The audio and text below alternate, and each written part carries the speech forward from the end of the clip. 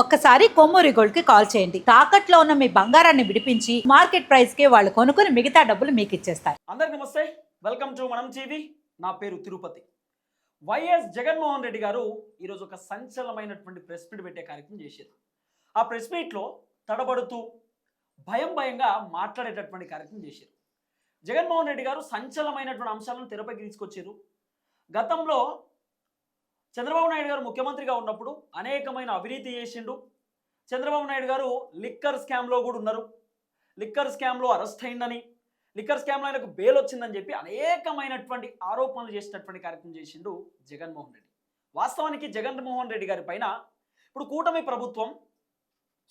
ప్రభుత్వంలో ఉన్నటువంటి అనేక మంది జగన్ గారి పైన కూడా కొంతమంది ఆరోపణలు చేస్తున్నారు. జగన్ రెడ్డి లిక్కర్ స్కామ్లో ఉన్నాడని, జగన్మోహన్ రెడ్డి చాలా భూదందాలు చేసిన స్కామ్లలో పాల్పడిన అనేకమైనటువంటి స్కామ్లు, చెప్పరానటువంటి స్కామ్లు ఉన్నాయని చెప్పి అనేకమైనటువంటి అంశాలను తెరపైకి తీసుకొచ్చే కార్యక్రమాలు చేస్తున్నారు. అయితే జగన్మోహన్ రెడ్డికి మొత్తం అర్థమైపోయింది.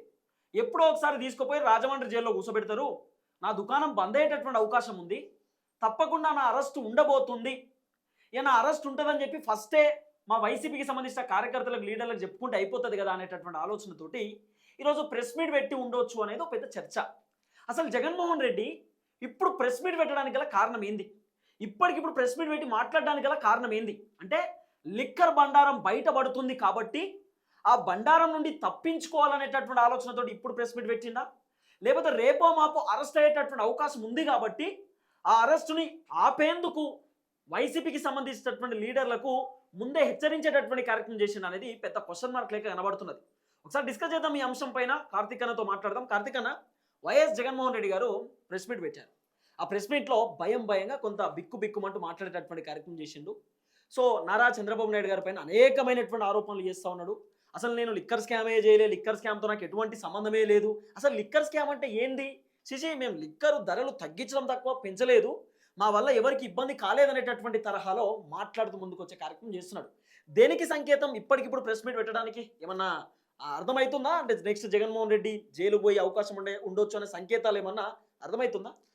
నిజానికి తిరుపతి, నువ్వు చెప్పినట్టు మాజీ ముఖ్యమంత్రి వైసీపీ అధినేత ఇవాళ ప్రెస్ మీట్ పెడుతున్నారు అంటే, నాలాంటి వాళ్ళం అనుకున్నది ఏంటంటే, ఇప్పుడు ఏపీ లిక్కర్ స్కామ్ మీద విచారం జరుగుతుంది కాబట్టి జగన్మోహన్ రెడ్డి గారి ఇంట్లో మనుషులు, ఆయనకి పిఎంఓ సెక్రటరీగా పనిచేసిన ధనంజయ రెడ్డి ఐఏఎస్ కన్ఫైన్డ్, తర్వాత ఆయనకు ఓఎస్డీగా పనిచేసిన కృష్ణమోహన్ రెడ్డి, ఆయన భారతీయ సిమెంట్స్ ఆయన కంపెనీలో పర్మనెంట్ డైరెక్టర్గా వైఎస్ భారతి గారి ఫైనాన్షియల్ అడ్వైజర్గా ఉన్నటువంటి బాలాజీ గోవింద అరెస్ట్ అయ్యారు కాబట్టి ఖచ్చితంగా లిక్కర్కి సంబంధించి అన్ని వివరాలు జగన్మోహన్ రెడ్డి గారు ప్రజల ముందు పెడతారు, లిక్కర్ స్కామ్ జరగలేదు అని నిరూపణ ఇస్తారు, ఆధారాలు చూపిస్తారని నేను అనుకున్నాను.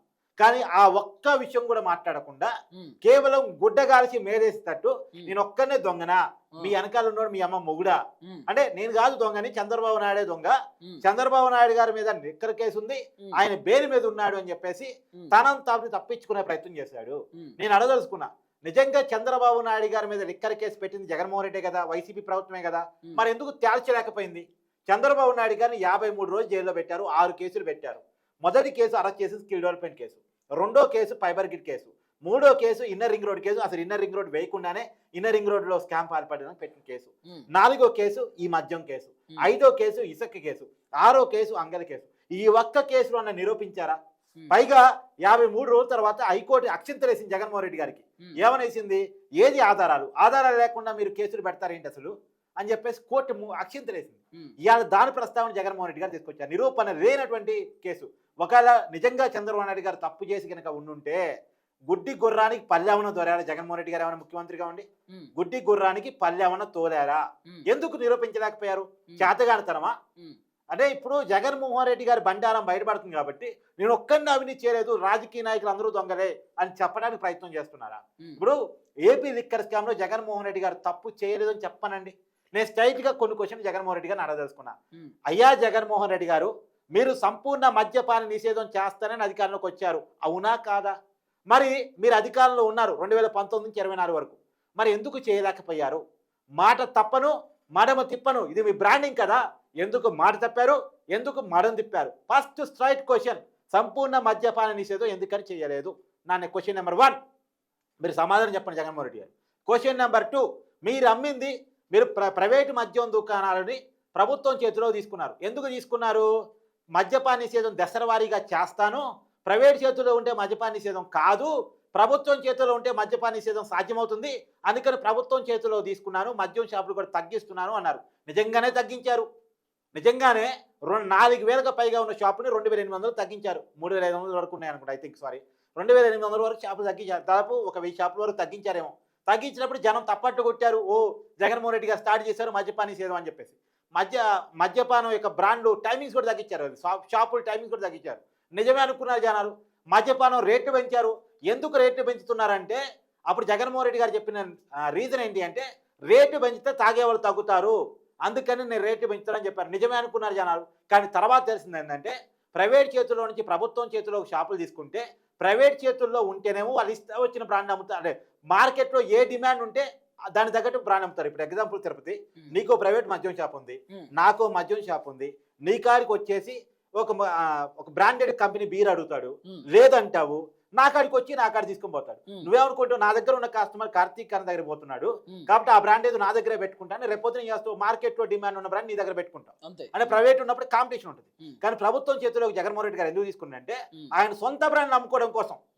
ఇప్పుడు ప్రైవేట్ చేతిలో ఉంటే సొంత బ్రాండ్ అమ్మరు కదా, మార్కెట్లో డిమాండ్ ఉండి అమ్ముతారు కదా. ఇప్పుడు నీ కాడికి వస్తాడు, ప్రభుత్వం చేతిలో ఉంది, నీ కాడి షాప్ ఉంది ప్రభుత్వం చేతుల్లో, ఏమొస్తాడు, అన్న పలానా బీర్ కావాలి, లేదు పలాందే ఉంది, మన నా షాప్ కాడికి వచ్చిన అంతే, ప్రభుత్వం చేతిలో ఉన్న షాపులు ఉన్నాయి కదా, ఇక అదే బ్రాండ్లు ఉంటాయి కాబట్టి ఏదో ఒకటి తాగాలనుకున్నాడు, బలహీనత లైన్ ఉన్నాడు, అదే తాగుతాడు. కానీ ఇది నాశనకమైన బ్రాండ్, ప్రాణాలు తీసే బ్రాండ్, ఎక్కువ రేటుకి అమ్ముతున్నాం. అది కూడా మన రేటు పెంచడం కూడా ఎందుకు, సొంత బ్రాండ్కి రేటు పెంచితే బాగోదు కాబట్టి ముందే రేటు పెంచి తర్వాత సొంత బ్రాండ్ అమ్ముకునే ప్రయత్నం జగన్మోహన్ రెడ్డి గారు చేశారు. దాని ద్వారా పెద్ద ఎత్తున లబ్ధి పొందారు. అవునా కాదు జగన్మోహన్ రెడ్డి గారు, మీ కుట్ర ఇదా కాదా? ప్రభుత్వం చేతిలోకి మద్యం షాపులు తీసుకోవటం, రేటు పెంచడం, మీ సొంత బ్రాండ్ రేటు ఎక్కువ అమ్ముకోవాలని మీరు చేసిన ప్రయత్నం అవునా కాదా? ఇంకోటి ఏంటంటే, ఇప్పుడు ఒక సోప్ ఉంది, Santoor soap, Lux soap, Mysore శాండీ సోపు, తర్వాత iPhone, Samsung phone, local phone, ఏ ఫోన్కి రేట్ ఎక్కువ ఉంటుంది? బ్రాండింగ్ ఉన్న ఫోన్కి రేట్ ఎక్కువ ఉంటుంది. ఐఫోన్ కొన్న విలువ లోకల్ మార్కెట్ లో తయారైన ఫోన్కి ఉండదు. సంతూర్ షోప్కు, లక్స్ సోప్ కొన్న రేటు లోకల్ మేడ్ కంపెనీకి ఉండదు. ఎందుకు ఉండదు? దానికి బ్రాండింగ్ ఉండదు, దీనికి బ్రాండింగ్ ఉండదు. ఇప్పుడు జగన్మోహన్ రెడ్డి గారి కాలంలో సొంత బ్రాండ్ అమ్మాడు, దానికి బ్రాండింగ్ లేదు. కానీ బ్రాండింగ్ ఉన్న ఇంటర్నేషనల్ నేషనల్ బ్రాండ్స్ కంటే కూడా ఎక్కువ రేట్కి అమ్మాడు. అదేంది? ఇది విచిత్రం. ఎందుకు? లాభాల కోసం, జనాన్ని ప్రాణాలు తీయటం కోసం. మరి ప్రజలకి ఆప్షన్ లేదు. దుకాణాలన్నీ ప్రభుత్వం చేతుల్లోనే ఉన్నాయి. మరి ఇక కొంటే అదే కొనాలి, లేకపోతే తాగడం మానేయాలి. తాగటం మానేయలేని అలవాటు ఉన్నోళ్ళు కొంటే అది కొన్నారు, కొనలేని వాళ్ళు గుడుంబాకి, గంజాయికి, నాటుసారాకి అలవాటు పడ్డారు. దీనివల్ల చాలా మంది ప్రాణాలు కూడా పోయినాయి. ఇప్పుడు జగన్మోహన్ రెడ్డి గారి పరిపాలన కాలంలో, క్వశ్చన్ నెంబర్ 3, జగన్మోహన్ రెడ్డి గారి పరిపాలన కాలంలో జగన్మోహన్ రెడ్డి గారు అమ్మిన బ్రాండ్ల వల్ల 30,000 మంది చనిపోయారు, 80,000 మంది రోగాలు పాలయ్యారు, కిడ్నీలు పోగొట్టుకున్నారు, లివర్లు పోగొట్టుకున్నారు. అవునా కాదా? అంటే 1,10,000 మంది ఇబ్బందులు పాలయ్యారు. 30,000 మంది మహిళల తాళ్ళు తెగిపోయాయి, ఒంటరి మహిళలు అయ్యారు, భార్యలకి భర్తలు పోయారు, కూతుర్లకి తండ్రులు పోయారు, చెల్లెళ్ళకి అన్నలు పోయారు. వాళ్ళని చంపేసింది జగన్మోహన్ రెడ్డి గారు. అవునా కాదా? స్ట్రైట్ పాయింట్ నేను జగన్మోహన్ రెడ్డి గారిని అడదలుచుకున్నాను. 1,10,000 కుటుంబాలను మీరు పాడు చేశారు. మీరు 2019లో చెప్పిన డైలాగ్ నేను ఒకసారి గుర్తు చేస్తాను. లిక్కర్ తాగటం వల్ల కుటుంబాలు ఆగమైపోతున్నాయి, ఆరోగ్యాలు ఆగమైపోతున్నాయి, ప్రాణాలు పోతున్నాయి, ఆడవాళ్ళు తాళ్ళు తెగుతున్నాయి, చాలా మంది ఆడవాళ్ళు ఒంటరి మహిళలు అవుతున్నారు అని మీరు చెప్పారు. మీరు చెప్పిన డైలాగ్ నేను గుర్తు చేస్తున్నాను. కానీ మీరు అధికారంలోకి వచ్చిన తర్వాత అంతకన్నా ఎక్కువ తాళ్ళు తెంపారు, మహిళలు బతుకులు చిత్రం చేశారు, ఒంటరి మహిళలను చేశారు అనేది అవునా కాదా? స్ట్రైట్గా నేను అడదలుచుకున్నాను. 4వ పాయింట్, కరోనా తర్వాత తిరుపతి నువ్వు టీ షాప్కి వెళ్ళు, ఫోన్పే, గూగుల్ పే, 10 రూపాయలకు కూడా, 5 రూపాయలకు కూడా. ఎందుకు? కేంద్ర ప్రభుత్వమే డిజిటల్ పేమెంట్స్ ఎంకరేజ్ చేయండి, కేంద్ర ప్రభుత్వమే క్యాష్లెస్ ట్రాన్సాక్షన్లు ఎంకరేజ్ చేయని రాష్ట్ర ప్రభుత్వానికి ఆర్డర్ జారీ చేసింది.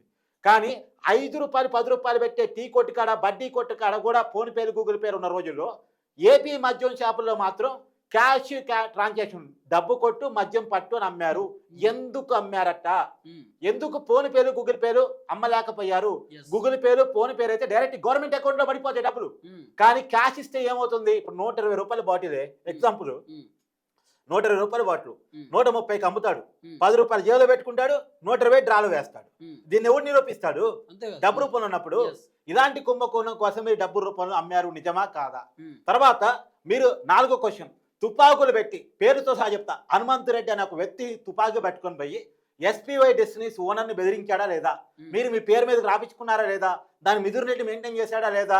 తర్వాత అదాన్ డెస్టినీస్, అయ్యన్న పాత్రుడి గారి బంధువులది వైజాగ్ అంటే విశాఖ డెస్టినీస్ని అదాన్ డెస్టినీస్గా మార్చుకున్నారా లేదా? డేట్తో సహా చెప్తా. 2019 డిసెంబర్ 2వ తారీఖు నిజానికి తిరుపతి 2019 నవంబర్లో కొత్త మద్యం పాలసీ వచ్చింది జగన్మోహన్ రెడ్డి గారు అధికారంలోకి వచ్చిన తర్వాత. డిసెంబర్ 2వ తారీఖు ఒక కొత్త కంపెనీ ఏర్పడింది. కొత్త కంపెనీకి ఆర్డర్లు వస్తాయి. అసలు ఆ కంపెనీ ఉందో లేదో ఎవరికి తెలియదు. అది పురుగుల మందు తయారు చేస్తుందో మద్యం తయారు చేస్తుందో కూడా ఎవరికి తెలియదు. అప్పుడే ఆర్డర్లు ఇవ్వడం స్టార్ట్ చేశారు. అంటే పుట్టిన పెట్టే కన్నప్రశ్న ఇవ్వడం చేస్తాడా? ఒక 6 నెలలు ఆగుతారు. 6 నెలలు ఆగిన తర్వాత ఓహో బిడ్డ తినగలిగిద్ది అనుకున్న తర్వాత అన్నం పెట్టడం స్టార్ట్ చేస్తారు. కానీ అదాని డెస్టినీస్ ఏర్పాటు తొలి రోజే ఆర్డర్లు పోయాయి. అవునా కాదా? మరి ఇలాంటి పనులు మీ ప్రభుత్వంలో జరిగాయా లేదా? అంటే ఈ జాలదా రిక్కర్ స్కామ్ జరిగిందని చెప్పడానికి ఇది ప్రజల కళ్ళ ముందు జరిగినటువంటి స్కాము. ప్రజలకు తెలుసు డబ్బులు ఇచ్చి మాత్రమే కొనుక్కున్నామా లేదా.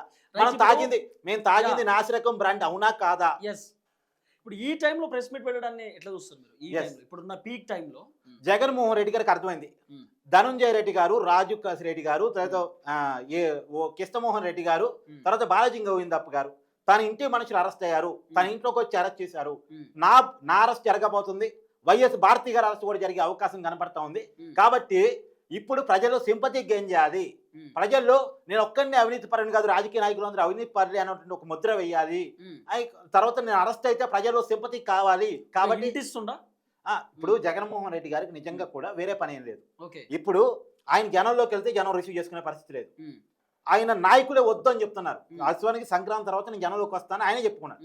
ఆయన అఫీషియల్ స్టేట్మెంట్, నేను ఉట్టి చెప్పడం లేదు. సంక్రాంతి పండగ తర్వాత నేను జనంలోకి వస్తున్నాను, నాయకురాలు సిద్ధంగా అండి, ప్రతి జిల్లాలో ఆ జిల్లాలోనే పండుకుంటా, ప్రతి నియోజకవర్గంలో సమీక్ష పెడతా అని ఆయన చెప్పుకున్నాడు. కానీ అదే రోజు ఇద్దరు మాజీ మంత్రులు రిజైన్ చేశారు. ఒక కన్నబాబు, 2 అవంతి శ్రీనివాస్. మీరు జనంలోకి రావడానికి దండం పెడతాం, మీరు జనంలోకి వస్తే మీతో పాటు మమ్మల్ని కూడా చంపుతారు, జనాన్ని సమీకరించలేని పరిస్థితిలో మేము ఉన్నాం అని చెప్పారు. అంటే అర్థమైంది జగన్మోహన్ రెడ్డి గారు జనం దగ్గరికి వస్తే జనం తంతారు అన్న విషయం అర్థమైన తర్వాత జనంలో రాకుండా ఉన్నాడు. మరి జనంలో రాకుండా ప్యాలెస్ నుండి కూర్చుంటే అధికారం పోయింది కాబట్టి ప్యాలెస్ నుండి కూర్చున్నాడని పేరు వస్తుంది కదా. ఏం చేయాలి? జైల్లో పోయి కూర్చుంటే జైల్లో ఉన్నాడు కాబట్టి జగన్ సింపతి అని వస్తేమోనని జగన్మోహన్ రెడ్డి తన ప్రయత్నం. ఇప్పుడు జైలుకు పోవాలి, జైలుకు పోయిన తర్వాత విడుదలైన తర్వాత అదే జైలు నుంచి పాదయాత్ర చేయాలి. గతంలో చేశాడు కదా, ఓదార్పు యాత్ర, పాదయాత్ర చేశాడు కదా, సింపతి గెయిన్ చేశాడు కదా. ఇప్పుడు అదే చెయ్యాలి అనేటువంటి దాంట్లో, ఎందుకంటే ఇప్పుడు జనంలోకి పోవాలంటే ఇష్యూస్ కావాలి. అంటే పాత ఫార్ములానే మళ్ళీ ఉపయోగిస్తున్నా. ఇంకోటి కూడా జనంలోకి పోవాలంటే ఇష్యూస్ కావాలి. అంటే ప్రభుత్వం ఈ విషయంలో ఫెయిల్ అయిందని చెప్పాలి. మరి ఏ విషయంలో చెప్తాడు? అభివృద్ధి కనపడుతుంది, సంక్షేమం డేట్స్ తో సహా చెప్తున్నారు. తల్లికి వందనం ఎప్పటి నుంచి ఇవ్వబోతున్నావు? జూన్ నుంచి ఇవ్వబోతున్నావు అని చెప్తున్నారు. అన్నదాత సుఖీభావ జూన్లో ఇవ్వబోతున్నావు అని చెప్తున్నారు. డిఎస్సి ఆల్రెడీ ఎగ్జామ్ అయింది, దాని ప్రకారం ముందుకెళ్ళిపోతున్నారు. తర్వాత అభివృద్ధి కళ్ళ కనపడుతోంది. 1,00,000 కోట్ల రూపాయలతో వైజాగ్ లో మోడీ గారు వచ్చి శంకుస్థాపన చేశారు. వైజాగ్ స్టీల్ ప్లాంట్ ప్రైవేటీకరణ కావట్లేదని చెప్పేశారు. అమరావతికి కంపెనీలు కనపడతా ఉన్నాయి. ఇవన్నీ కళ్ళ ముందు కనపడుతున్నప్పుడు టీసీఎస్ లాంటి బ్రాండింగ్ కంపెనీ ఆంధ్రప్రదేశ్ వచ్చింది, లులు గ్రూప్ ఆంధ్రప్రదేశ్ వచ్చింది, తర్వాత ఉర్సా కంపెనీ ఆంధ్రప్రదేశ్లో పెట్టుబడి పెడతా ఉంది. కంపెనీలు కనపడతా ఉన్నాయి, అభివృద్ధి కనపడతా ఉంది, సంక్షేమం కనపడతా ఉంది. ఏ ఇష్యూలు పట్టుకొని జనంలోకి వెళ్ళాలి? జనంలోకి పోవడానికి టాపిక్ లేదు. జనంలో పోవడానికి బేసిక్గా టాపిక్ లేదు. ఈ టైంలో జగన్మోహన్ రెడ్డి ఖాళీగా ఉండేదాకా జైలుకి పోతే సింపతి అన్న వస్తుందేమో అని చెప్పి జగన్మోహన్ రెడ్డి కూడా జైలుకి పోవాలని కోరుకుంటున్నాడు. కాబట్టి ఆ పరిస్థితుల్లో నుంచి ఈ ప్రశ్న పెట్టారని నాకైతే అనిపిస్తుంది. So thank you so much Karthik అన్న. మొత్తానికి జగన్మోహన్ రెడ్డి గారు పాత ఫార్ములానే ఉపయోగించేటటువంటి ప్రయత్నం చేస్తున్నారు అనేది, కానీ ప్రతిసారి ఒకటే వర్కౌట్ కాదు. చూద్దాం ఏం జరగబోతుందో.